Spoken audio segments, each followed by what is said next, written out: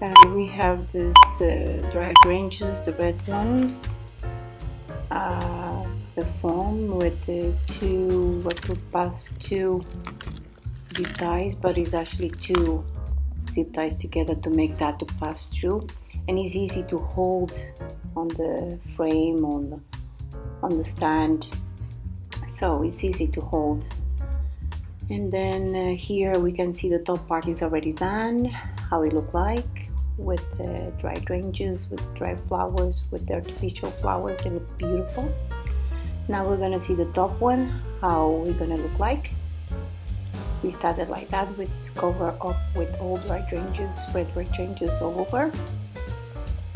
Then after I'm gonna hold it with the zip ties that I mentioned, and this is the final results. I think he looks lovely. I hope anyway I give you a different idea in relation to arch, round arch, and it looks really beautiful for a wedding or for a wedding proposal, whatever, Mother's Day, whatever, anyway, whatever people, romantic people have in mind, because I think red is very nice color.